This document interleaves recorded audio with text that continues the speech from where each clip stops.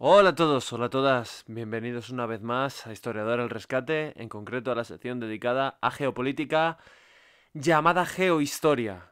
Uno no se puede ausentar verdaderamente unas semanas porque la realidad actual es súper cambiante como estamos viendo y en este vídeo me propongo pues, analizar todo lo concerniente a la crisis migratoria, pero también crisis a nivel político, mucho más profundo de lo que parece, y ahora observaremos el porqué, que se está produciendo entre la Unión Europea y el bloque ruso.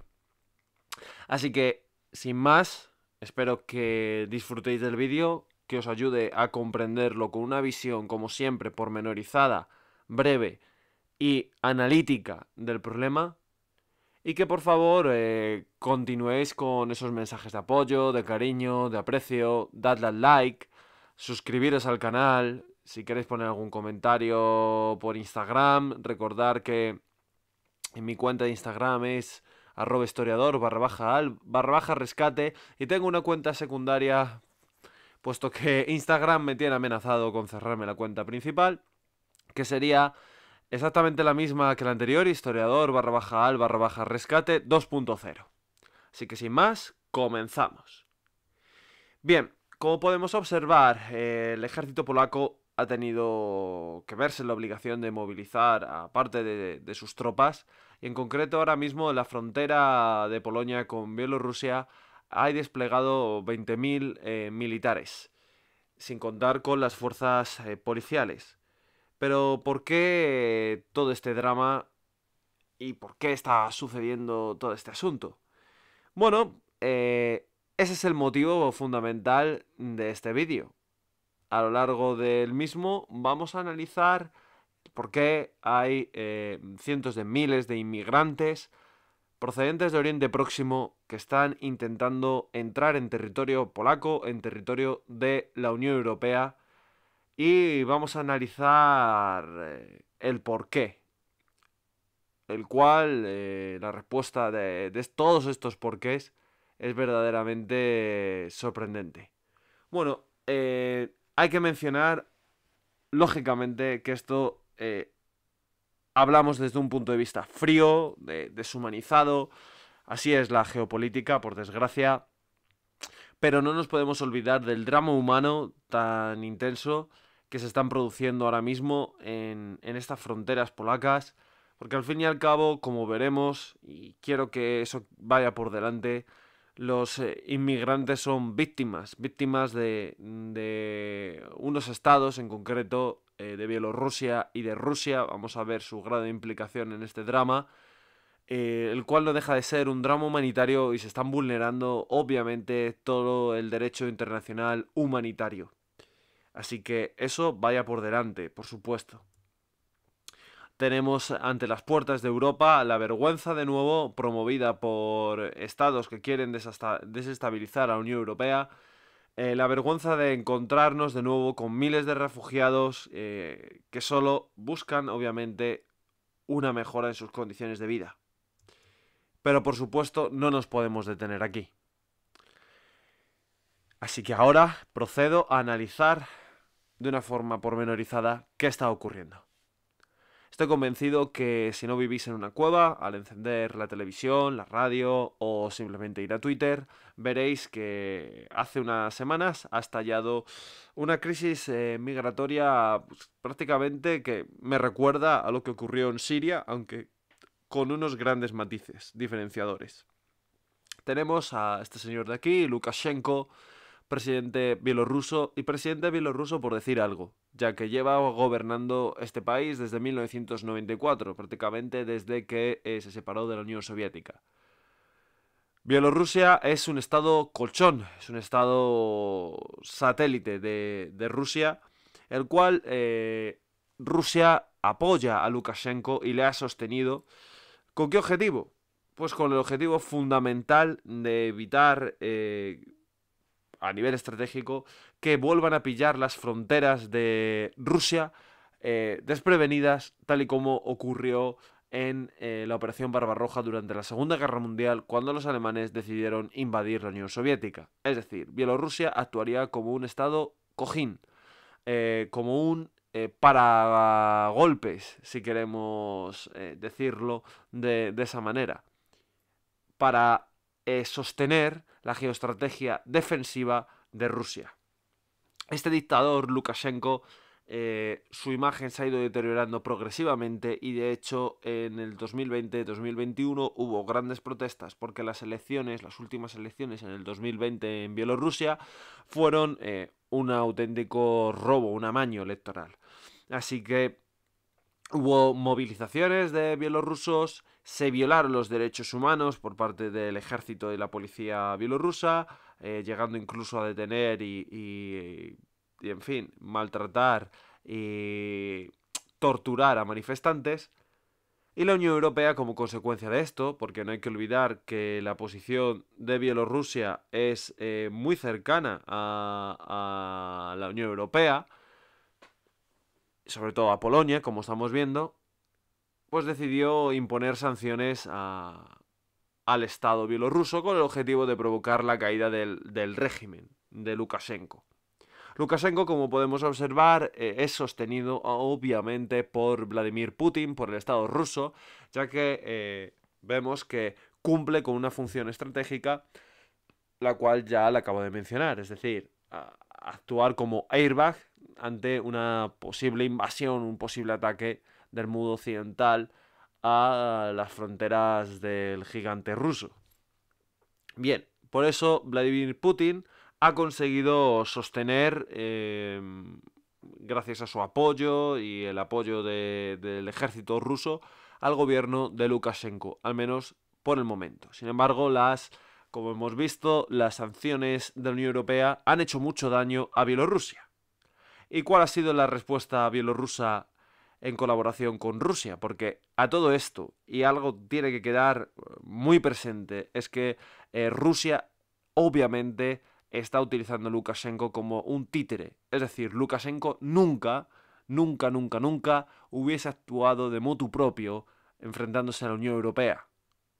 Actúa así porque sabe que está siguiendo las directrices de Putin, que es un aliado fundamental para su régimen dictatorial. Si no, ya hubiese caído.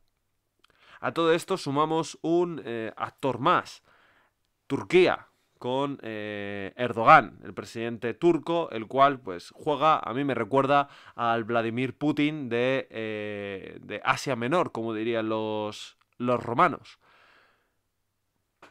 Tenemos a Erdogan, que cada vez podremos mencionar que es un dictador prácticamente, y que está llevando a cabo además una política desde el 2016 con ese fallido o supuesto golpe de Estado, porque hay muchos analistas políticos que piensan que el golpe de Estado que se dio a Erdogan por parte de sectores del ejército turco, pues fue un golpe de Estado de falsa bandera, y el objetivo que tenía este atentado, ¿no?, o este golpe de Estado de falsa bandera, era precisamente permitir, utilizando la vieja excusa de la seguridad de la comunidad o del país, para así recortar libertades del pueblo turco, permitir este golpe de Estado falsa bandera, como digo, a Erdogan erigirse como una especie de dictador perpetuo.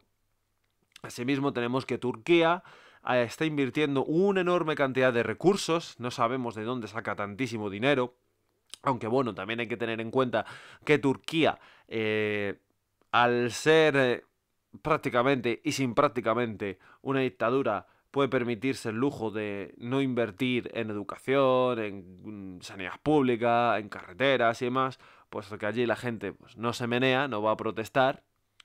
Y Turquía está potenciando en esa agenda de Erdogan, que es la búsqueda de un neo-otomanismo, de resucitar el imperio otomano, está invirtiendo una enorme cantidad de dinero y de energías y de tiempo en sus fuerzas armadas. De hecho, la industria militar turca está destacando por ser capaz de producir drones de una gran calidad y esto hace que, claro, la huella y el poder turco en su zona geoestratégica esté cada vez más presente. Turquía utiliza una política exterior muy violenta, muy belicista, lo hemos visto en Siria, la cual se está extendiendo por la zona de Siria, controlando una especie de zona de seguridad que son casi 9.000 kilómetros cuadrados al norte de Siria, eso ya pertenece a Turquía.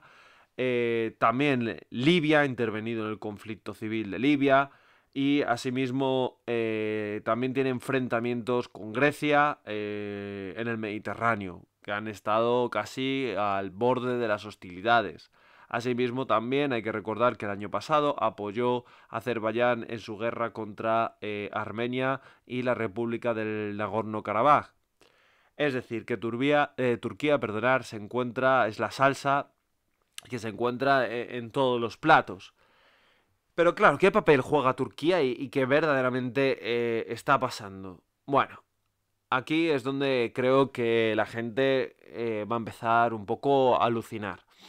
Tenemos que Turquía está colaborando con los planes diseñados por Moscú y Minsk, la capital de Bielorrusia, de trasladar a cientos de miles de inmigrantes procedentes de Oriente Próximo, de países, pues ya sabemos que han sido totalmente golpeados por la guerra, como sería el caso de Irak, como sería el caso de Siria, de Líbano, que también se encuentra muy desestabilizado, e incluso llevando a miles de refugiados sirios que se encuentran en Turquía. Recordar que cuando estalló la guerra civil siria, como consecuencia de las primaveras árabes, que eso ahora hablaremos de la responsabilidad de Occidente en todo esto, pues bueno, pues cabe mencionar que hay millones de sirios en Turquía y se han mantenido ahí por una sencilla razón, porque la Unión Europea pagó a Turquía con el objetivo de retenerles y también un poco bajo la esperanza de que en un futuro Turquía pudiese entrar en la Unión Europea, esperanza que yo creo que a Erdogan le da absolutamente igual ya, porque la política de Erdogan, como hemos visto, es totalmente antagónica a someterse a los designios de la Unión Europea. Pero cabe mencionar de que Turquía es miembro de la OTAN y está jugando de una manera totalmente desleal, incluso llegando a enfrentarse con Grecia, que es otro miembro de la OTAN.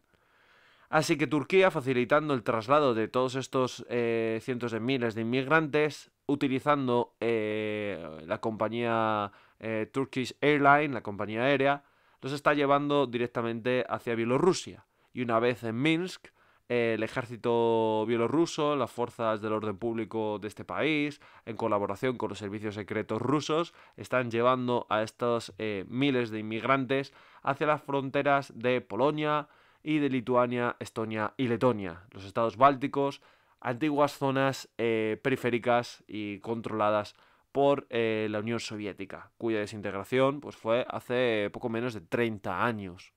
Históricamente eso es un suspiro, nada. De esta manera está desestabilizando, buscan estos tres aliados, Bielorrusia, el títere de Rusia, de Moscú, de Putin, y Turquía, buscan desestabilizar a su enemigo que es la Unión Europea. Claro, pero a todo esto, ¿qué puede obtener Turquía de Rusia? Bueno, muy probablemente Rusia haya hecho algún tipo de pacto con Erdogan, permitiéndole pues llevar a cabo una operación militar en Siria y a cambio Erdogan esté colaborando con Moscú en esta empresa. Esto no lo digo yo, lo han dicho distintos analistas y bueno, también algunas revistas de geopolítica muy prestigiosas a nivel internacional, como sería la revista Limes, revista de origen italiano. Así que este es el entramado que ha provocado pues lo que estamos viendo y lo que sale en las portadas de los periódicos y las cabeceras de los telediarios. Esta crisis humanitaria tan brutal y que verdaderamente ha dado como consecuencia un drama humano gigantesco. A la gente que se sorprende, pues yo les digo que no sé de qué se sorprenden. Hay que entender que todo este drama humano y todas estas operaciones de cuarta generación, las guerras a día de hoy va a ser muy difícil ver una guerra entre entre dos estados, entre dos poderes gubernamentales. Es muy difícil. Ese modelo de guerra ya ha quedado en desuso, era típico del siglo pasado, del siglo XX. La guerra moderna es la guerra híbrida, la guerra de cuarta generación o guerra simétrica, la cual este conflicto se mueve en las zonas grises. Dos estados no se declaran la guerra con sus fuerzas armadas, sino que dan un apoyo militar y económico y de sostenimiento político a distintos agentes no gubernamentales. Ya pueden ser compañías de seguridad privada, es decir, mercenarios, uso de mercenarios, apoyo a organizaciones terroristas o a independentistas, como es el caso de Ucrania, y es el caso más paradigmático. En Ucrania, en el 2014, ocurrió algo que creo que es el origen de la gestación de todos los males, junto con las primaveras árabes que ahora mencionaré. En Ucrania tenemos que Rusia, sin pegar un solo tiro, se apoderó de Crimea ante la inoperancia absoluta y vergonzosa del mundo occidental, supuestamente la representación en la tierra del mundo libre. Esto, claro, sentó un precedente brutal. Hay que tener en cuenta que Crimea pertenecía a Ucrania. Es cierto que los rusos alegaban razones históricas, mencionaban que durante la Unión Soviética fue cedido este territorio a Ucrania porque, claro, Ucrania pertenecía a la Unión Soviética y que, claro, tras la caída de la Unión Soviética, Rusia quiso recuperarlo. Bueno, primero hay que recordar cómo operó Rusia. Tengo un vídeo al respecto acerca de Ucrania, una guerra sin fin, creo que se llamaba así. Lo subí hace unos meses, en agosto, en julio, y tuvo relativo éxito, así que gracias. Hay que recordar que Rusia operó en Ucrania de una forma, pues, que marca a la perfección los tempos de esta guerra asimétrica o de las guerras de cuarta generación que comentaba anteriormente. Empezaron a aparecer cientos de miles de soldados, de hombres armados, sin ningún uso de emblema distintivo, ni en tanques, ni en vehículos militares, ni por supuesto los uniformes. Y el gobierno ruso decía que se trataba de las minorías rusas de Crimea y de Ucrania que simplemente pues querían la independencia. Esto se llamó el fenómeno de los hombrecillos verdes por el color, ¿no?, de los trajes. Obviamente esto es una patraña. Huelga decir que por muy rusos que sean, ¿no?, que tienen fama los rusos de ser gente dura, por muy rusos que sean, en Ucrania no tenían un equipo de combate en su casa con tanques, con armas, fusiles de asalto, AK-74 de última tecnología. Obviamente no. Quienes operaron allí fueron el ejército ruso sin ningún tipo de emblema y sobre todo compañías militares mercenarias, vamos, de toda la vida, como por ejemplo la compañía Wagner. Debido a esto, a este ataque a la soberanía ucraniana, justo en un momento en que Ucrania quería unirse o había movimientos, unas revueltas contra el gobierno títere impuesto por Moscú en Ucrania, tenemos que justo estalló este problema. Fue la reacción rusa a evitar que Ucrania cayese en la órbita de la Unión Europea, porque Ucrania también era históricamente un estado colchón, un estado airbag o paragolpes de Rusia, al igual que Bielorrusia. Así que la reacción de Putin fue en Ucrania al ver que la mayor parte de la población ucraniana quería dar una vuelta hacia Occidente, hacia la Unión Europea, mirar hacia Europa, cansada de la corrupción impuesta por Moscú en su gobierno y de esas redes clientelares rusas en Ucrania. Pues la reacción rusa fue provocar una guerra civil dentro de Ucrania, potenciar a las minorías rusas de Ucrania, sobre todo de las zonas de Lugansk, Donetsk, apoderarse de Crimea, que a día de hoy de facto pertenece a Rusia, aunque nadie lo ha reconocido internacionalmente, y de hecho en Donetsk y en Lugansk sigue habiendo una guerra civil con el ejército ucraniano y se han instaurado dos repúblicas, la República Popular de Donetsk y la República Popular de Lugansk. hace unas semanas había movimientos fronterizos por parte del ejército ruso, trasladando pues, tanques, divisiones de soldados, y la tensión se corta con un cuchillo. A día de hoy siguen en guerra todavía, aunque no aparezca en las noticias, aunque no se mencione, sigue muriendo gente, sigue habiendo combates en estas zonas, desgraciadamente. Así que lo que ha pasado en Ucrania, que es la vergüenza del mundo libre por no haber ayudado a Ucrania, por no haber pegado un golpe en la mesa, un puñetazo sobre la mesa y parar los pies a Rusia, Rusia se ha dado cuenta de la debilidad de Occidente, de las contradicciones internas, el famoso buenismo, ¿no?, que impera en nuestra sociedad, y obviamente lo aprovecha, y de qué manera, para jugar sus cartas contra la OTAN y contra Europa. Los rusos no es que sean ni buenos ni malos, simplemente defienden sus intereses, los cuales son cuestionables o no, dependiendo de la zona de la trinchera, de forma metafórica lo de la trinchera, aunque como vemos en Ucrania no tan metafórica, se vea, ¿no? En Bielorrusia, como dije antes, se intentó exactamente lo mismo, hubo un movimiento popular en contra de Lukashenko, pero digamos que Putin consiguió mantener a su títere dictatorial en el poder. Y la respuesta también de Bielorrusia ha sido este envío masivo en colaboración con Turquía, como estamos viendo, de inmigrantes.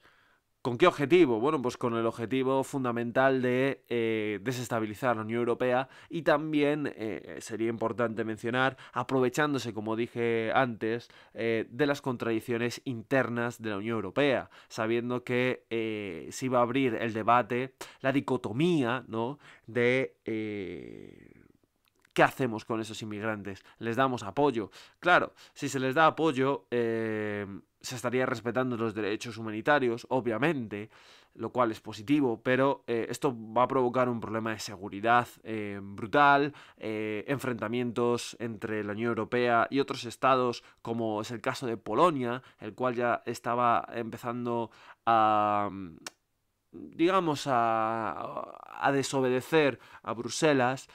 Y es lo de siempre. A mí esto me recuerda a las tácticas que emplea Marruecos con España, en Ceuta, en Melilla, mandando inmigrantes.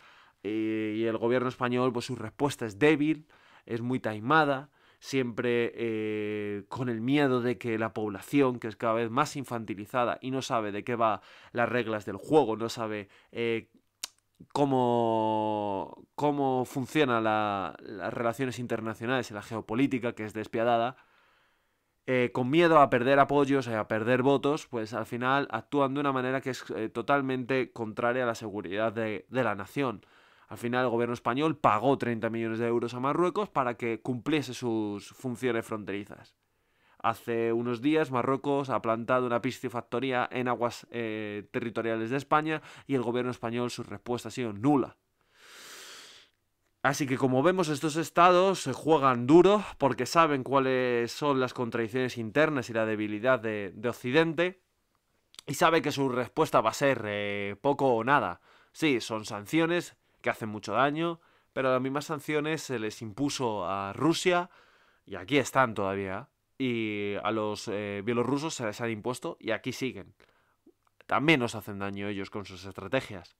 De hecho, han amenazado, Lukashenko ha amenazado a la Unión Europea, que en caso de sanciones, de que se incrementen estas sanciones, va a decidir cortar el gas procedente de Rusia a la Unión Europea. Así que si a esto le añadimos los avisos que hay de gran apagón y de escasez de productos, ya que China, hay algunos analistas que mencionan que está provocando una paralización de su industria muy controlada con el objetivo de provocar y potenciar esta crisis de escasez de productos, ya que estúpidamente Occidente, solo con el fin de ganar dinero, ha decidido y decidió en las décadas pasadas, de los años 90 y la década de los 2000, mandar sus plantas de producción a China.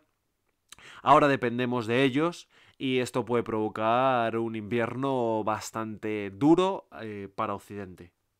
Otro modelo de actuación ruso al igual que con Ucrania, fue en los años 90 con Moldavia. Moldavia también perteneciente a ese antiguo satélite de la Unión Soviética, territorio de la URSS. Moldavia en los años 90 inició contactos con el gobierno rumano para volver a unirse al Estado rumano y sin embargo, claro, esto Rusia no le interesaba y la zona de Moldavia con mayor población eslava, la zona de Transnistria, provocó o llevó a cabo una insurrección armada, la cual derivaría en una guerra civil, terminando en 1992, si mal no recuerdo, y como consecuencia la zona de Transnistria se independizó de Moldavia. El reconocimiento de Transnistria es a nivel internacional prácticamente igual a cero. Y claro, Transnistria obviamente, de hecho podemos ver que la bandera es la misma que la de la Unión Soviética, con su hoz y el martillo, es el único estado a día de hoy que conserva este símbolo comunista como tal, y la estrella roja. Y bueno, pues Transnistria es un estado controlado por Rusia también para ejercer ese colchón, ¿no? Y esa presión, esas piececitas a lo largo del tablero europeo ruso. Así que vemos cómo Rusia juega con esta situación. También, obviamente, hay que mencionar Estonia, Letonia y Lituania, que viven con miedo y que además dentro de esos estados bálticos, dentro de sus fronteras, hay minorías rusas. Eh, Muchas veces se ha jugado a movimientos de maniobras militares por parte de la OTAN en estos estados bálticos, ya que, bueno, no hay que obviar que Rusia, tras la Segunda Guerra Mundial, se quedó con la antigua Königsberg, a día de hoy conocida como Kaliningrado, y tiene allí una base militar que da al Báltico muy interesante, y que los rusos tienen un afán expansionista y un intento imperialista de recuperar los territorios que pertenecieron a la Unión Soviética y que se fueron desmembrando, como podemos observar, poco a poco a lo largo de la década de los 90 con la caída y el colapso de la Unión Soviética. Pues así pues, este es el escenario, por lo tanto, vemos que piezas prescindibles como son los inmigrantes de Oriente Próximo son utilizadas como digo, como piezas de ajedrez en un tablero totalmente despiadado como es el de la geopolítica y no podemos obviar el drama humano tan grande. Es muy triste. La respuesta polaca ha sido militarizar las fronteras. Obviamente es lo lógico, no, aunque nos pese, ¿no? Porque es una situación dramática.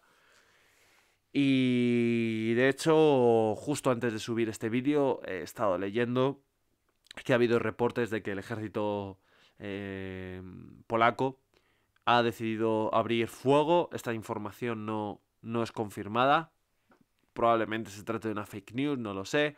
Pero que ha habido en algún momento de máxima tensión que los soldados han abierto fuego. Lo desconozco porque las informaciones son muy confusas. Así que esta información, por favor, cogerla con pinzas.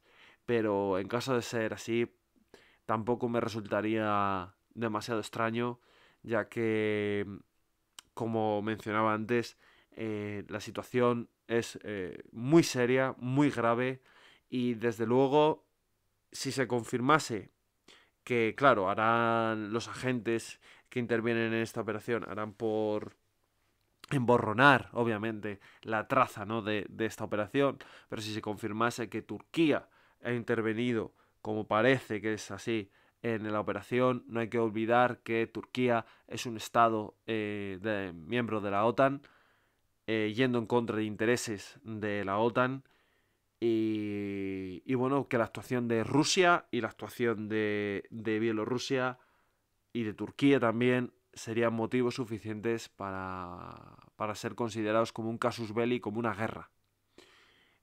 A mí esta situación de debilidad me recuerda profundamente a lo que podíamos denominar la sumisión de Occidente ante el ascenso de los totalitarismos nazi y fascista en la década de los 30 y anteriormente fascista en la de los 20 y sobre todo en 1938 con el Pacto de Múnich, en el cual pues tenemos que los representantes de Gran Bretaña, de Francia, se reúnen con Mussolini y con Hitler un poco para ceder, ¿no? Y llegar a una paz que evitase otro conflicto mundial. Se miró para otro lado con el Anschluss de Austria, con la anexión de Checoslovaquia y al final, fijaos lo que ocurrió, al final también en Polonia, vuelve a ser protagonista Polonia, debido sobre todo condenada a su situación estratégica, a gran llanura de Europa. Al final la invasión nazi comunista de la Unión de Polonia, perdonar, provocó la Segunda Guerra Mundial. Creo que se debería haber intervenido con una acción fuerte por parte de la Unión Europea mucho antes y hubiese ahorrado miles de muertos y hubiese ahorrado un profundo sufrimiento a los países implicados y a esta pobre gente. Sin embargo, la debilidad interna de Europa, no tenemos un plan a nivel europeo, todavía vamos como pollos sin cabeza, sin saber qué dirección tomar.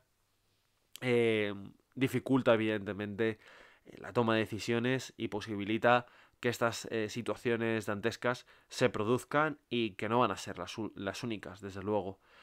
Creo que al final se intervendrá tarde y mal, como siempre, y veremos a ver qué puede ocurrir. Llevo prometiendo desde hace un rato hablar de las primaveras árabes cuando he empezado este vídeo. Y creo que la imagen de un padre llorando con su hija define muy bien lo que fueron las primaveras árabes, esos movimientos promovidos por Estados Unidos, de Hillary Clinton y Barack Obama, máximos culpables de los mismos. Esa política estadounidense estúpida de intentar instaurar la democracia en unas zonas en las cuales no había unas estructuras sociales para que este modelo económico cuajase, ni sociales ni culturales, existían esas estructuras, provocar una desestabilización de la zona, disculpad, brutal, y como consecuencia dio lugar a un periodo muy largo de guerras civiles, eh, tal y como hemos podido ver en Libia y en Siria. Así que hemos destruido la paz de sus países, desestabilizado sus naciones, hemos llevado la guerra a su puerta, provocando la muerte de miles de personas inocentes, y ahora esta gente está siendo usada como arma humana, para atacar a la Unión Europea, para atacar a Occidente. Creo que da para reflexionar y sobre todo para pensar cómo nuestros gobiernos tratan de echar cortinas de humo y vendernos un mundo feliz en el cual el hambre, la paz, la muerte y la guerra no existe. Y si algo nos ha servido este año y medio, no voy a mencionar el qué, por miedo a que me censuren el vídeo, pero si algo nos ha servido la experiencia de este año y medio, es comprender que lo impensable puede ocurrir y que el mundo puede llegar a ser un lugar tremendamente atroz, injusto, horrible, y la vida tiene su contrapuesto en la muerte. Y bueno, simplemente no me quiero poner existencialista, pero me gustaría que dedicaseis un minuto de vuestra vida a reflexionar sobre esto y lo complejo que es el conflicto humano y lo difícil que es tomar una decisión que sea blanca o negra, ya que hay una enorme gama de grises, múltiples matices que obviamos. Como siempre, espero que os haya gustado el vídeo, que os haya resultado de importancia y de interés y que os sirva para buscar información de este tema, contrastar lo que yo os digo y desearos un feliz día, una feliz noche, una feliz semana, independientemente de cuándo me escuchéis. Y como siempre, sed buenos y sed felices. Hasta la vista.